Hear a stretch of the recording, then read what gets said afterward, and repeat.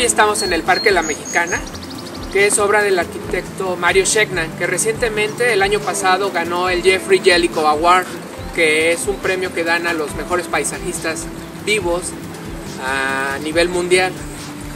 Vamos a ver algunos detalles de esta interesante obra. El Parque La Mexicana puede percibirse como un oasis rodeado de edificios, en una zona urbana y corporativa, enmarcado por las edificaciones en la zona de Santa Fe, en la Ciudad de México. Probablemente la asociación con Central Park de Nueva York no resulte la más justa. Este es un proyecto que tiene un espíritu y un carácter propio. En dado caso, el Central Park mexicano sería aún la Alameda Central. La Mexicana es el resultado de un trayecto y una evidente experiencia en el manejo de diferentes elementos, entre los cuales destacan un muy buen aprovechamiento de la perspectiva, además de la evidente integración con el entorno citadino. Ubicado dentro de la zona específica también reconocida como un distrito comercial, financiero y residencial. Grupo de Diseño Urbano fue el encargado de este importante proyecto y nos llevan por un agradable recorrido en un espacio que invita principalmente a la recreación. Además, cumple satisfactoriamente con el equilibrio buscado en este tipo de proyectos. Se ubica en lo que fuera una mina de grava y arena. Rescata y aprovecha recursos como las aguas pluviales como parte de su funcionamiento y mantenimiento cotidiano. Y en especial, hace evidente la necesidad del ser humano de espacios verdes, entre otros motivos por su buen desarrollo como individuos, contribuyendo a un mejoramiento de su salud en general, tanto física como mental.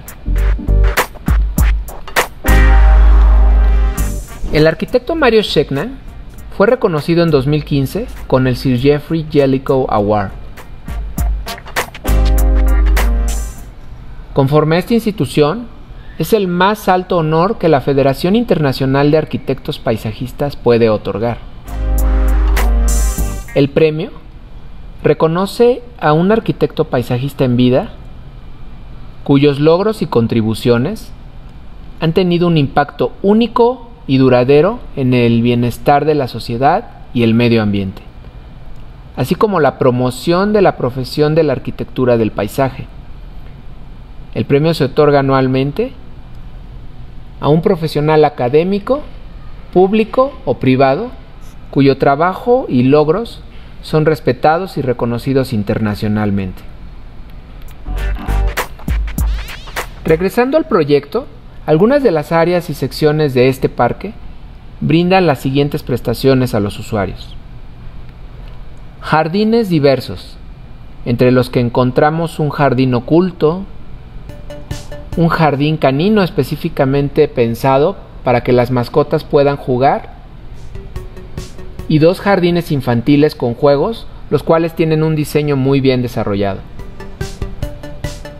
Agradables áreas específicas para la convivencia, como la plaza central, la terraza gourmet y el jardín mirador, además de un agradable y relajante lago, así como una reserva natural. También podremos encontrar un área deportiva y un centro cultural. Un espacio que es muy notorio para muchos visitantes definitivamente es el skate park, donde los patinadores pueden divertirse y practicar.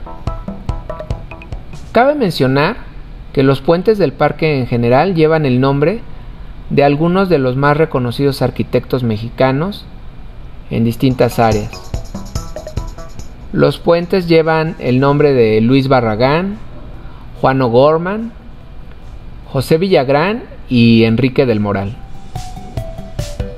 En general, es un gran proyecto y definitivamente es una solución creativa que resuelve eficientemente y de manera sustentable las necesidades de los usuarios de la zona. Una de las cosas más interesantes que tiene este tipo de parques es precisamente los recorridos que se van generando para los visitantes. A mí me gustó mucho esto y creo que es lo que hace la diferencia realmente entre un parque que es solamente horizontal, liso. Entonces, una de las cosas más interesantes para los que hacen proyectos paisajísticos es precisamente desarrollar trayectos, recorridos que inviten para realmente apreciar cada detalle. También nos interesó mucho lo que fueron el mobiliario urbano, está muy bien desarrollado. Y bueno, cuando hagan su próxima visita, les recomiendo ampliamente que también vean esos detalles, todo lo que es la señalización, mobiliario y por supuesto los detalles paisajísticos.